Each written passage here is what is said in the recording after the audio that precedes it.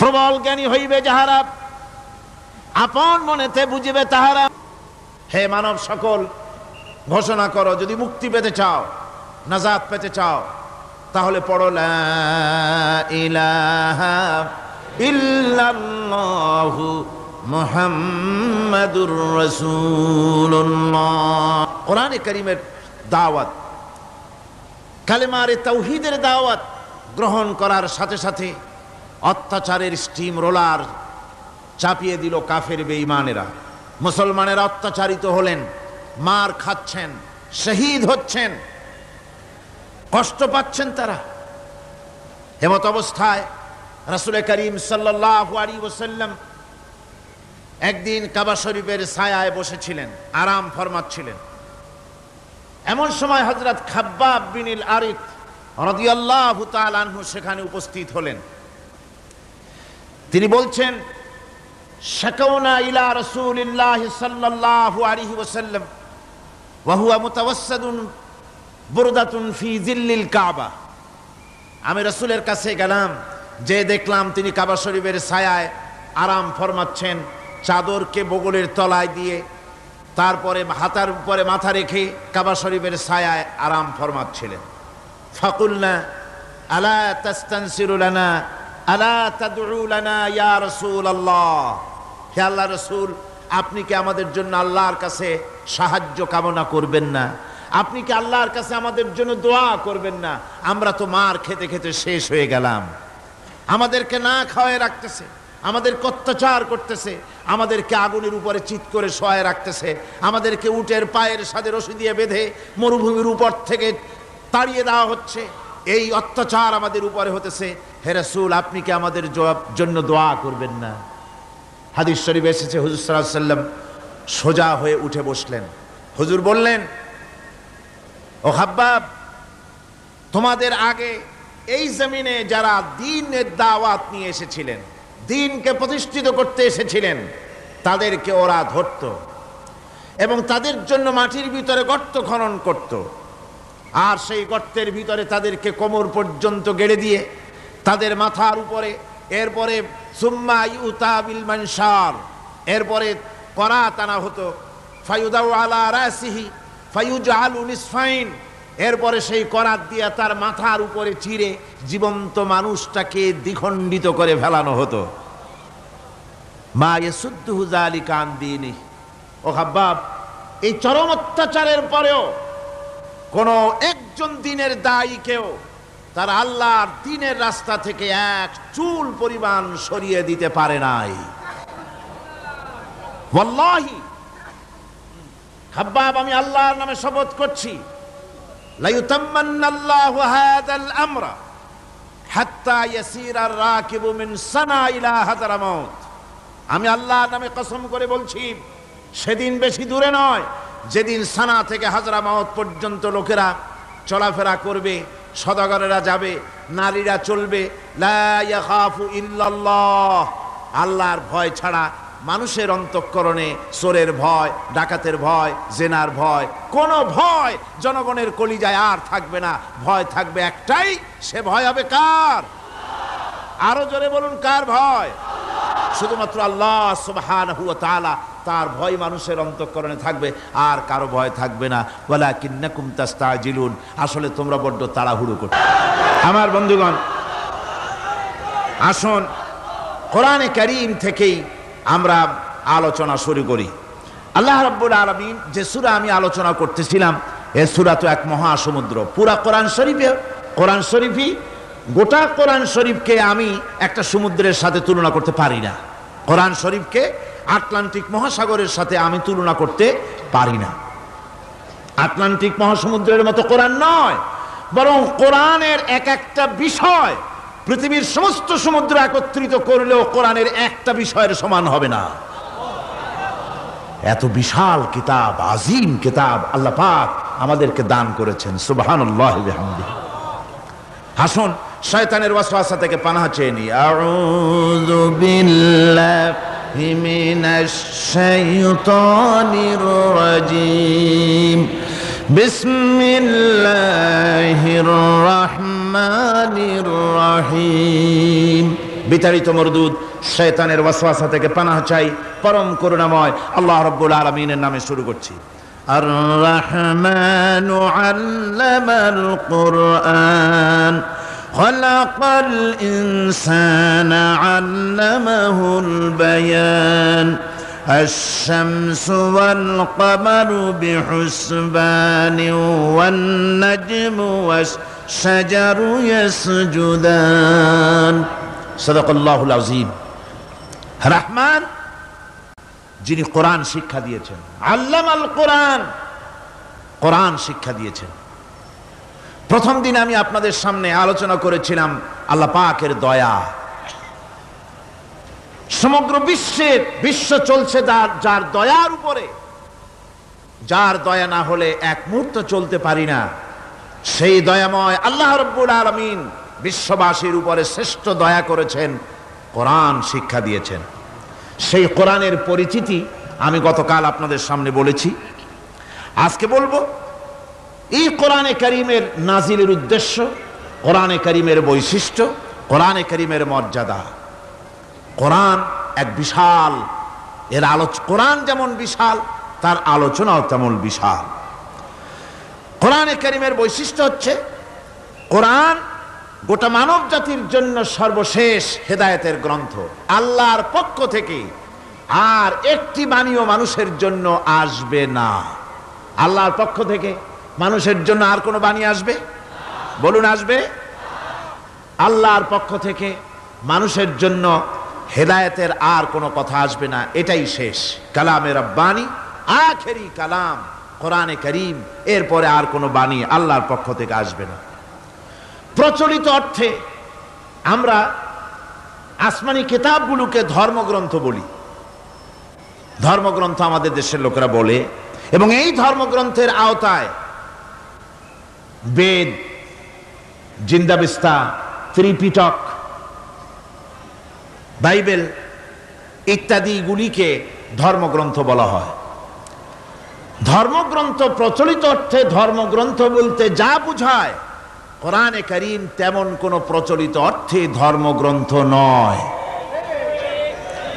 অন্যান্য ধর্মগ্রন্থগুলি কিছু সদাচরণের কথা বলেছে, কিছু সদাচরণের কথা বলেছেন অহিংসা পরম ধর্ম, বলা হয়েছে জীব হত্যা মহাপাপ, শত্রুকে ক্ষমা করে দিও, এই জাতীয় কিছু কথাবার্তা, কিছু মিষ্টি মিষ্টি কথাবার্তা ইত্যাদি বলা হয়েছে।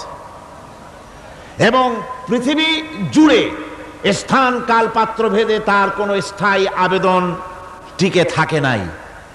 কোরআন হচ্ছে সেই কিতাব, কোরআন হচ্ছে সেই গ্রন্থ যা প্রচলিত অর্থে ধর্মগ্রন্থ নয়, বরং কোরআন হচ্ছে একটি পূর্ণাঙ্গ জীবন বিধান, যাকে আরবিতে বলা হয় মুকাম্মাল নিজামে হায়াত, যাকে বলা হয় কমপ্লিট কোড অফ লাইফ, যাকে বলা হয় পূর্ণাঙ্গ একটি জীবন বিধান।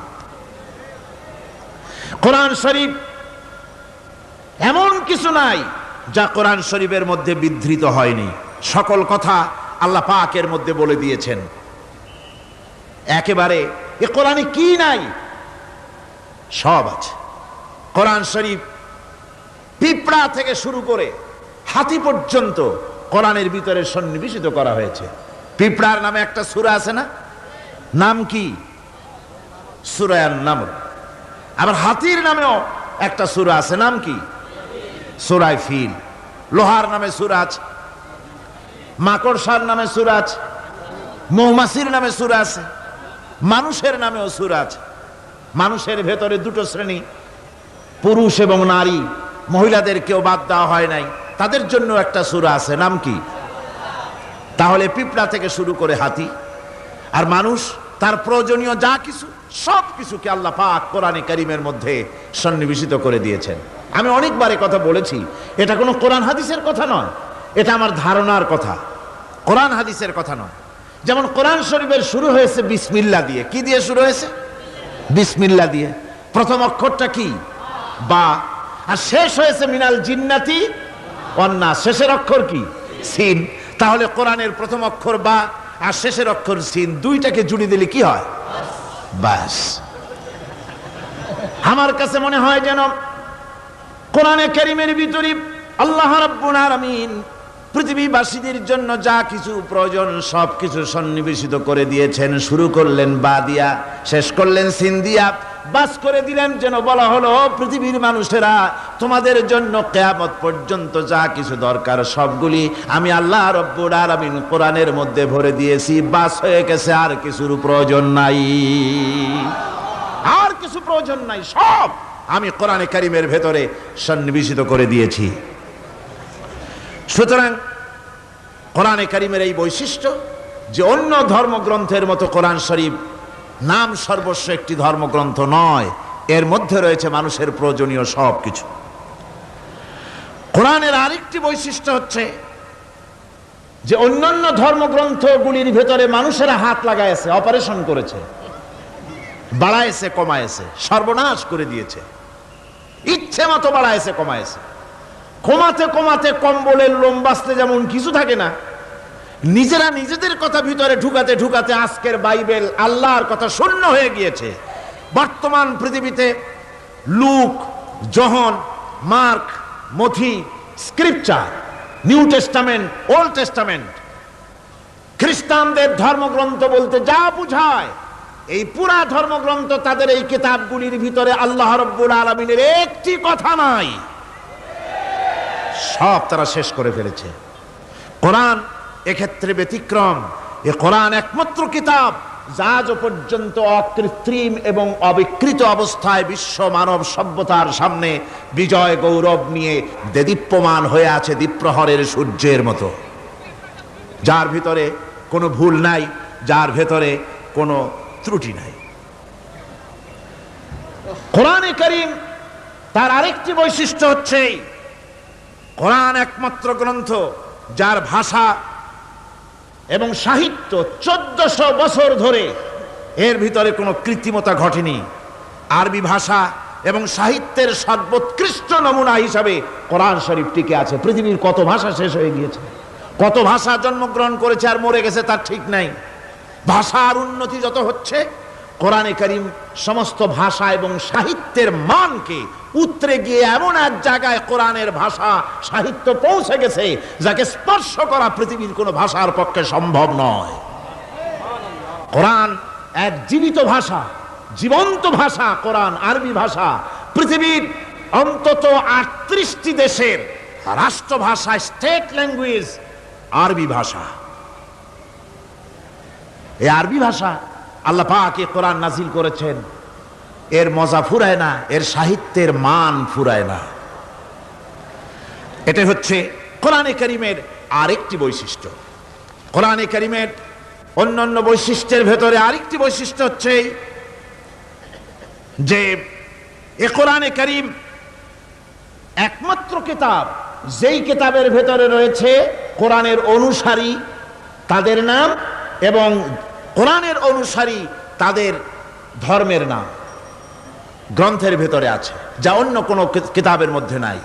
সেটা হচ্ছে আমরা যে মুসলমান তা কোথায় পেলাম? আমরা যে মুসলমান এই পরিচিতি কোথায় পেলাম? হুয়া সাম্মাকুমুল মুসলিমিন, এই মুসলমান নাম আল্লাহ কোরআন শরীফে ব্যবহার করেছেন। তিনি আমাদের নাম দিয়েছেন, আমরা মুসলমান। আমরা কি মুসলমান? আমাদের নাম এই কিতাবের মধ্যে রয়েছে। আমাদের জীবন ব্যবস্থার নাম, ধর্মের নামও ইন্নাদ-দীনা ইনদাল্লাহিল ইসলাম। ইসলামের নাম, মুসলমানের নাম কোরআনে কারীমের মধ্যে রয়েছে, যা অন্য কোনো ধর্মগ্রন্থের মধ্যে নাই। হিন্দু, খ্রিস্টান, বৌদ্ধ এ সমস্ত নাম তাদের নিজেদের বানানো নাম, তাদের ধর্মগ্রন্থের ভিতরে সব নামের কোনো পাত্তা নাই। কোরআনে কারীমের আরেকটি বৈশিষ্ট্য হচ্ছে কোরআন বিশ্বের সর্বাধিক পঠিত গ্রন্থ। এত বেশি পড়া হয়েছে, এ কোরআন পড়া হচ্ছে এত বেশি পৃথিবীর কোন বই আজ পর্যন্ত পড়া হয় নাই, আর হবেও না। কোরআনে কারীমের আরেকটি বৈশিষ্ট্য হচ্ছে এই বিশাল ধর্মগ্রন্থ, এই বিশাল জীবন ব্যবস্থা, এই বিশাল কিতাব মানুষেরা মুখস্থ করেছে। আপনি আমাকে বলেন, নিজের ভাষা নয়, নিজের মায়ের ভাষা নয়, এমন এক বিশাল কিতাব মানুষ মুখস্থ করতে পেরেছে, এর কোন নমুনা আছে দুনিয়ায়? এর কোন নমুনা আছে? মাতৃভাষা নয়। অথচ পৃথিবীর ইংরেজ হোক, উর্দুভাষী হোক, ল্যাটিন হোক, তেলুগু হোক, ডাচ হোক, ফ্রান্স হোক, যে কোনো ভাষা, বাংলা ভাষা হোক, সমস্ত ভাষার লোকেরা কোরআনে কারীমকে মুখস্থ করতেছে। সুবহানাল্লাহি বিহামদি। আমাদের দেশেও লক্ষ লক্ষ হাফেজে কোরআন বর্তমান রয়েছে। এটা হচ্ছে কোরআনে কারীমের আরেকটি বিরাট রকমের বৈশিষ্ট্য। কোরআনে কারীমের অফুরন্ত বৈশিষ্ট্যের ভেতরে এটাও একটি, কোরআন হচ্ছে একটি বিরাট মুজিজা। কোরআন একটি মুজিজা। কোরআন একটি কি মুজিজা। দুনিয়ায় যত নবী আল্লাহ পাঠিয়েছেন, সমস্ত নবীদেরকে তিনটা জিনিস দিয়েছেন। কয়টা জিনিস কন্ত? তিনটা। ওয়াহি, হুসনে খুলক আর মুজিজা। একটা হচ্ছে ওহী, আরেকটা হচ্ছে উন্নত মানের চরিত্র, আরেকটা হচ্ছে কি মুজিজা। এই মুজিজা সকল নবীকে দেওয়া হয়েছে। মুজিজা হচ্ছে সমকালীন যুগের বড় যে কোনো শক্তিকে দুর্বল করে দেয়, যে কোনো জিনিসকে দুর্বল করে দেওয়ার মতো ক্ষমতা রাখে যে জিনিস, তার নাম মুজিজা। মুসা আলাইহিস সালামের জামানায় জাদুর প্রভাব ছিল। তখন আল্লাহ রাব্বুল আলামিন মুসা আলাইহিস সালামকে একটা মুজিজা দিলেন। কি দিলেন? আল্লাহ রাব্বুল আলামিন বললেন, ওয়ামা তিলকা বিয়ামিনিকা ইয়া মূসা। মুসা, তোমার ডান হাতে ওটা কি? তিনি বললেন, এটি একটি লাঠি। আল্লাহ পাক বললেন, লাঠি তো ঠিকই, কিন্তু এর মধ্যে আরো এক ক্ষমতা আছে, তুমি জানো না, লাঠিকে ফেলে দাও। লাঠি ফেলে দিলেন, কি হয়ে গেল?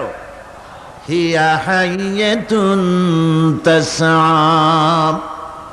বিরাট এক সাপে পরিণত হয়ে গেল। এই সাপ নিয়ে, এই লাঠি নিয়ে তিনি জাদুকরদের মোকাবেলা করলেন। জাদুকরেরা বলল, আপনি আগে দেখাবেন জাদু না আমরা দেখাবো আগে? মুসা আলাইহিস সালাম বললেন, তোমরা আগে দেখাও। তারা জাদু মন্ত্র পুত করে আশেপাশের সব জিনিসগুলিকে বাঘ, সিংহ ইত্যাদি বানিয়ে ফেললো। এগুলি ঝাঁপিয়ে পড়লো মুসা আলাইহিস সালামের উপরে। ক্ষণিক সময়ের জন্য মুসা আলাইহিস সালাম ঘাবড়ে গেলেন। আল্লাহ রাব্বুল আলামিন হযরতে মুসাকে ডেকে বললেন, মুসা রে, ভয় পাওয়ার কোনো কারণ নাই। প্রতিষ্ঠিত একটি সরকারের বিরুদ্ধে তোমাকে নামায় দিয়া ময়দানে তোমাকে আমি একা ছেড়ে দেই নাই। আমি আল্লাহ রাব্বুল আলামিন তোমার সাথে আছি। হাতের লাঠি ছেড়ে দাও। মুসা আলাইহিস সালাম লাঠি ছেড়ে দিলেন। লাঠি সাপ হয়ে গেল। হা করলো। জাদুকরদের তৈরি করা সমস্ত বাঘ, সিংহ, সাপ মুসা আলাইহিস সালামের লাঠি মার্কা সাপের পেটের মধ্যে গিয়া ঢুকলো। জাদুকরেরা মনে করলো, আমরা যা দেখালাম তা তো জাদু। নিঃসন্দেহে মুসা আলাইহিস সালাম যা দেখালেন তা নিঃসন্দেহে জাদু নয়, কারণ জাদু তো খেয়ে ফেলে দিয়েছে। কাজী জাদু যে জিনিসে খায় সেটা তো জাদু না, সেটা জাদুর বাবা অথবা দাদা। এটা ছিল মুসা আলাইহিস সালামের মুজিজা। হযরত দাউদ আলাইহিস সালামের মুজিজা ছিল, আল্লাহ রাব্বুল আলামিন তাকে মুজিজা দিয়েছিলেন, গলার সুন্দর আওয়াজ দিয়েছিলেন। তিনি যখন জাব্বুর শরীফ তেলাওয়াত করতেন, উড়ন্ত পাখিরা ওড়া বন্ধ করে চতুর্দিকে বসে আল্লাহর কালাম শুনত। তিনি লোহা দিয়ে অস্ত্র তৈরি করতেন। অস্ত্র বানাবার সময় আগুন দিয়ে লোহা পোড়ায় অস্ত্র বানাতে হয়। দাউদ আলাইহিস সালামের তার প্রয়োজন ছিল না। তিনি যখন লোহা হাতির ভিতরে নিয়ে চাপ দিতেন, লোহা পানি হয়ে আঙ্গুলের ফাঁক দিয়ে গলে পড়ে যেত। এটা ছিল তার মুজিজা। হযরত সুলাইমান, আল্লাহ রাব্বুল আলামিন তাকে মুজিজা দান করলেন। কোরআনে কারীমের ভিতরে রব্বুল আলামিন বলেন, হযরত সুলাইমান আলাইহিস সালাম সকাল বেলায় বিনা মেশিনে, বিনা ইঞ্জিনে তক্তার উপরে বসে যেতেন। তক্তা 1 মাসের পথ অতিক্রম করত। আবার সন্ধ্যা বেলায় বসতেন, এই তক্তা আর 1 মাসের পথ অতিক্রম করে যেত। ঈসা আলাইহিস সালামের মুজিজা ছিল, জন্মান্ধের চোখের উপরে হাত বুলিয়ে দিতেন, সঙ্গে সঙ্গে চোখ ভালো হয়ে যেত। কুষ্ঠব্যাধিগ্রস্ত লোকের গায়ে হাত বুলাতেন, সঙ্গে সঙ্গে কুষ্ঠব্যাধি ভালো হয়ে যেত। এই হলো তাদের মুজিজা। পয়গম্বরেরা বিদায় হয়ে গেলেন, মুজিজা বিদায় হয়ে গেল। দাউদ আলাইহিস সালাম বিদায় হলেন, মুজিজার সাথে নিয়ে গেলেন। তার উম্মতেরা ওই লোহাগুলি আর কেউ গলাতে পারে নাই, আজও কেউ গলাতে পারে না, হাত দিয়া চেপে ধরে। সুলাইমান আলাইহিস সালাম দুনিয়া থেকে বিদায় হয়ে গেছেন, মুজিজা নিয়ে কবরে চলে গেছেন। আজ আর তার অনুসারীরা অথবা দুনিয়ার কোন মানুষ বিনা ইঞ্জিনে তক্তায় বসে আর হাওয়ায় উঠতে পারবে না। মুসা আলাইহিস সালাম বিদায় হলেন, লাঠির মুজিজা চলে গেল। তার উম্মতেরা, তার অনুসারীরা কিয়ামত পর্যন্ত যদি 1000 চেষ্টা চালায়, লাঠিকে আর কোনোদিন সাপে পরিণত করতে পারবে না। ঈসা আলাইহিস সালাম আল্লাহ রাব্বুল আলামিন তাকে উঠায় নিলেন, মুজিজা তিনি সাথে নিয়ে গেলেন। আজ তার কোটি কোটি শত শত কোটি উম্মতেরা, দুনিয়ায় যারা তার উম্মত দাবি করে খ্রিস্টানেরা, হাজারো যদি চেষ্টা চালায় তবুও জন্মদের চোখের উপরে হাত বুলিয়ে চোখ আর ভালো করতে পারবে না। কুষ্ঠবেদীগ্রস্ত লোকের গায়ে হাত বুলিয়ে কুষ্ঠবেদী ভালো করতে পারবে না। তার মানে হলো নবীরা যে যা যত মুজিজা পেয়েছিলেন, জীবদ্দশায় মুজিজা কাজে লেগেছে, দুনিয়া থেকে বিদায় হয়েছেন, মুজিজা সাথে নিয়ে গেছেন। কিন্তু আপনার আমার নবী, বিশ্ব নবী জনাব মুহাম্মদ রাসূলুল্লাহ সাল্লাল্লাহু আলাইহি ওয়াসাল্লামের কাছে আল্লাহ রাব্বুল আলামিন তাকে যত মুজিজা দিয়েছিলেন, 3000-এর উপরে আল্লাহর নবীর মুজিজা ঘটেছিল 23 বছরের নবুয়তের জীবনে। তার মধ্যে শ্রেষ্ঠ মুজিজা হতেছে কোরআন মাজিদ। আল্লাহর নবী বিদায় হয়ে গেলেন, মুজিজা সাথে নিয়ে যান নাই, মুজিজা রেখে গেলেন দুনিয়ায়। কিয়ামত পর্যন্ত দুনিয়াবাসী, নবীর উম্মতেরা কোরআনের মুজিজা ব্যবহার করতে পারবে। এই কোরআনে কারীম রাসূল কারীম সাল্লাল্লাহু আলাইহি সাল্লামের জীবনের শ্রেষ্ঠ মুজিজা। মানুষ পাগল হয়ে গেছে কোরআন শুনে। সুতরাং এই কোরআনের বৈশিষ্ট্য সকল দিক থেকে এক অপূর্ব একটি কিতাবে পরিণত করেছে, যা মানুষকে চিরকাল বিস্ময় হতবাক করে দিয়েছে। কোরআনের আরেকটি বৈশিষ্ট্য হচ্ছে, এই কোরআন এক সময় নাজিল হয় নাই। 30 পারা কোরআন শরীফ একসাথে নাজিল হয়েছে না, কোরআন নাজিল হয়েছে আস্তে আস্তে, ধীরে ধীরে। কত বছর লাগলো? 23 বছরেরও কিছু বেশি সময় ধরে কোরআন ধীরে ধীরে রাসূল কারীম সাল্লাল্লাহু আলাইহি সাল্লামের কাছে অবতীর্ণ হয়েছে। এমনটি আর কোনো কিতাব হয়নি, যা আর কোনো ধর্মগ্রন্থ যারা অন্যরা দাবি করে এরকম হয়নি। কোরআনে কারীমের আরেকটি বৈশিষ্ট্য হচ্ছে, যখন কাগজ ছিল না, ছাপাখানা ছিল না, এমনকি টেপ রেকর্ডার ছিল না, তখনকার নাজিলকৃত কিতাব যেভাবে নাজিল হয়েছিল সেইভাবে আজ পর্যন্ত অবিকল টিকে আছে, টিকে থাকবে ইলা ইয়াউমিল কিয়ামা। কিয়ামত পর্যন্ত কোরআনে কারীমের এই অকৃত্রিম অবিকৃত অবস্থায় কোরআনে কারীমের এই শান, এই বরকত টিকে থাকবে।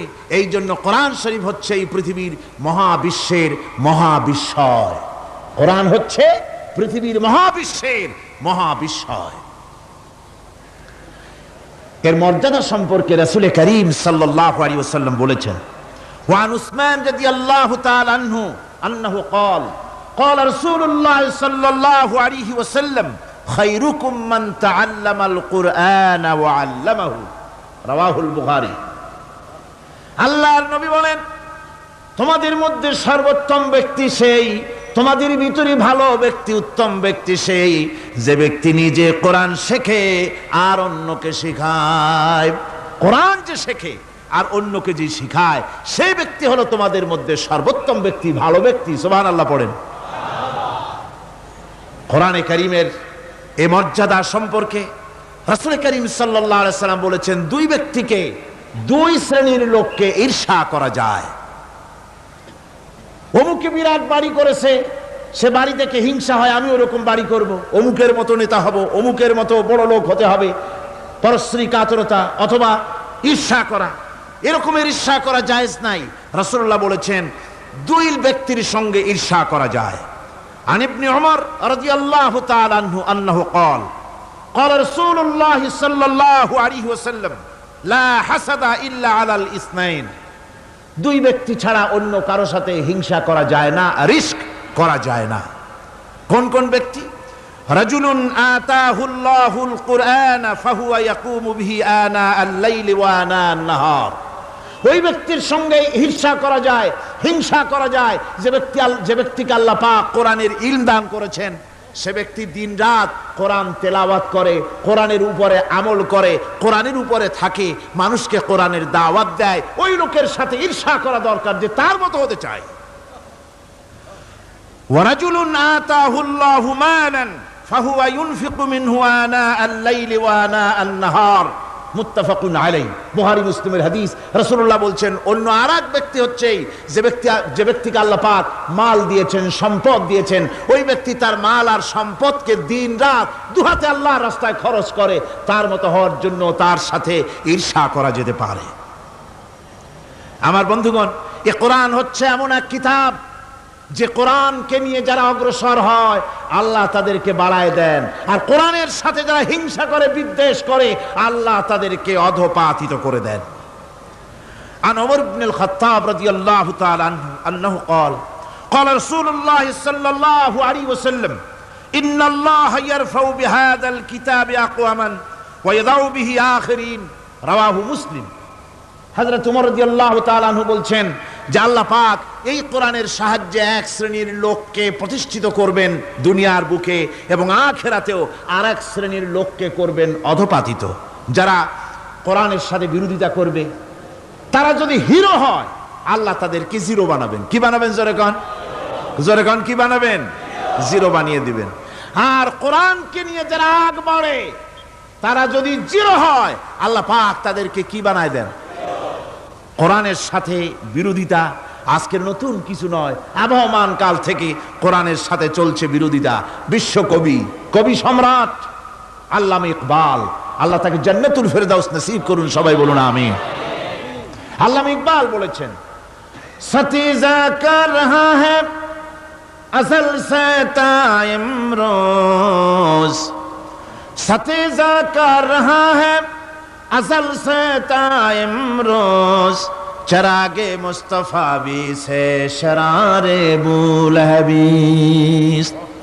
মুহাম্মদ সাল্লাল্লাহু আলাইহি ওয়াসাল্লামের দীপ শিখার সাথে, আল্লাহর দ্বীনের সাথে আবু জাহাল, আবু লাহাবের অগ্নিস্ফুলিঙ্গের সংঘর্ষ আবহমান কাল থেকে লেগে এসেছে, কিন্তু ওদের এই অগ্নিস্ফুলিঙ্গের টক্কর লেগে মুহাম্মদ সাল্লাল্লাহু আলাইহি ওয়াসাল্লামের টিম টিম করে জ্বলে ওঠা এই প্রদীপটি প্রচন্ড ঝড়ো হাওয়ার মুখে, টর্নেডো আর গর্কির মুখে নিভে যায়নি, জ্বলছে, জ্বলবে কিয়ামত পর্যন্ত।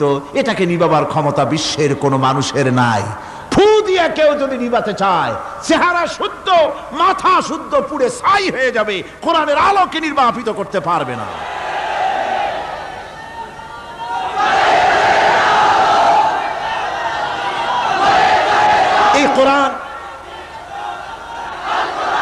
এই কোরআন যার সিনার ভিতরে থাকে, যার সিনার মধ্যে থাকে, সে হয় সমৃদ্ধ, আর যার সিনার মধ্যে থাকে না সে হয় সবচাইতে ফকির আর এতিম।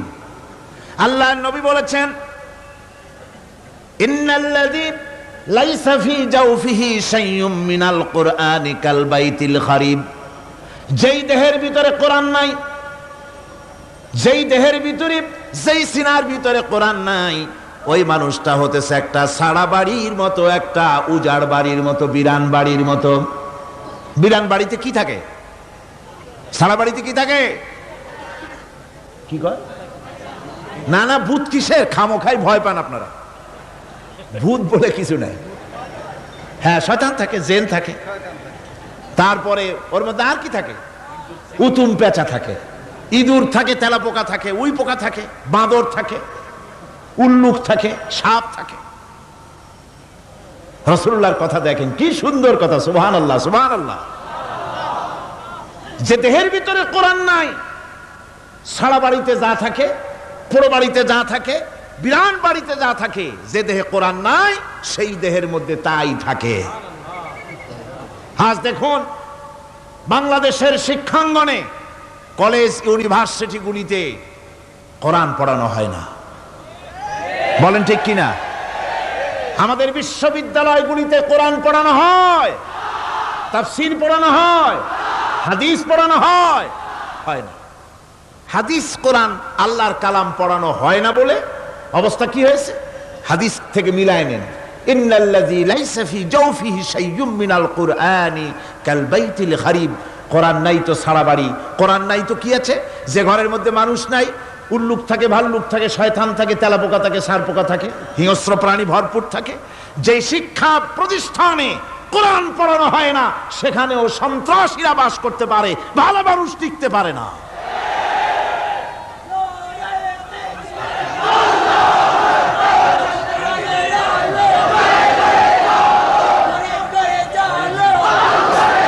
এই জন্য কোরআন যেখানে পড়া হয় না সেটা কবরের তুল্য, কোরআন যেখানে তেলাওয়াত হয় না সেটা কিসের তুল্য? কবরের তুল্য। আল্লাহর নবী বলেছেন, আনাবি হুরায়রা রাদিয়াল্লাহু তাআলা আনহু আন্নাহু ক্বাল ক্বালা রাসূলুল্লাহ সাল্লাল্লাহু আলাইহি ওয়াসাল্লাম লা তাজআলু বুয়ুতাকুম মাকাবির, রাওয়াহু মুসলিম। আল্লাহর নবী বলেন, তোমাদের ঘরগুলিকে তোমরা কবর বানায়ো না। অর্থাৎ যে ঘরের মধ্যে কোরআনে কারীম তেলাওয়াত হয় না সেটা কবরের সমতুল্য, কবরের সমতুল্য। আগে আমাদের ঘর সমূহে যখন ছোট ছিলাম তখন দেখতাম ঘরে ঘরে কোরআন তেলাওয়াত হতো, ঠিক না?